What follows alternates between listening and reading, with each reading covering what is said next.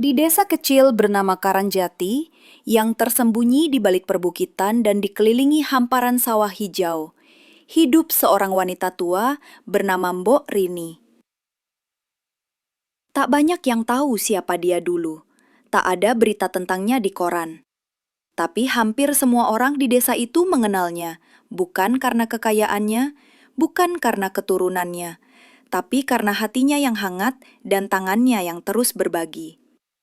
Mbok Rini hidup sendiri di rumah kayu yang sudah miring.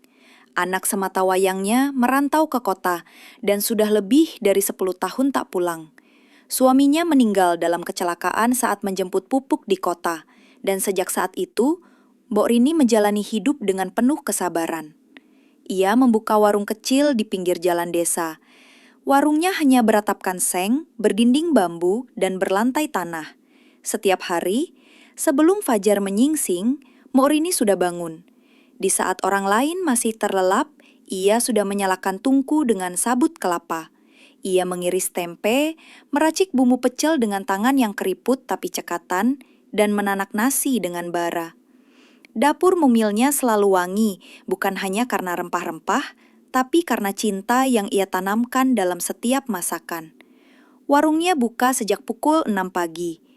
Tak ada spanduk, tak ada promosi. Tapi anehnya, warung itu tak pernah sepi. Para petani mampir sebelum ke sawah, buruh bangunan mengisi tenaga sebelum memanggul batu, dan anak-anak sekolah membeli nasi bungkus dengan receh sisa jajan. Ada yang membayar, ada pula yang tidak bisa. Tapi Mbok Rini tak pernah mengusir siapapun.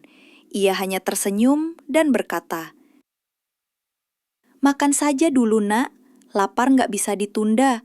Bayar nanti kalau sudah bisa." Sikap itu membuatnya dihormati, tapi tetap saja hidupnya serba kekurangan. Kadang ia harus berutang di toko sembako. Kadang ia hanya makan sisa nasi dan sambal untuk makan malam. Namun, ia tidak pernah mengeluh. Pernah suatu hari, seorang pengunjung dari kota mampir. Ia heran kenapa harga sepiring nasi pecel dan teh hangat hanya Rp1.500. Ia pun bertanya, "Mbok, kok murah sekali? Ini enak banget loh." Mbok Rini hanya tersenyum dan menjawab, "Saya tahu rasanya nggak punya uang. Kalau saya bisa bantu orang lain makan hari ini, berarti saya sudah cukup kaya." Suatu malam, badai menerjang desa. Warung Mbok Rini rusak parah. Atapnya roboh, sebagian dindingnya terbang diterpa angin. Esok paginya, warung itu masih buka. Ia menaruh. Netizen terharu, menangis, dan terinspirasi. Komentar membanjiri. Banyak yang ingin membantu. Beberapa dari mereka bahkan langsung datang ke desa hanya untuk makan pecel Mbok Rini. Tak lama, donasi berdatangan. Tapi Mbok Rini menolak sebagian besar. "Saya bukan orang susah, saya hanya belum kaya," katanya sambil tertawa.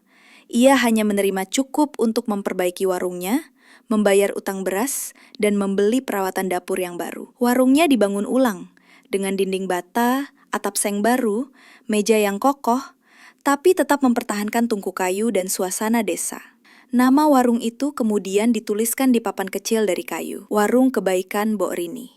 Tapi perubahan itu tidak mengubah Mbok Rini. Ia tetap bangun pukul 3 pagi, tetap masak sendiri, tetap menjual makanan murah, dan tetap memberi makan gratis setiap Jumat. Bahkan, kini ia mempekerjakan 2 janda lain untuk ikut membantu, agar mereka juga punya penghasilan. Setiap hari, warungnya dipenuhi orang dari berbagai kalangan. Ada mahasiswa, pegawai kantor, dan bahkan turis asing, tapi Mbok Rini memperlakukan semua orang sama.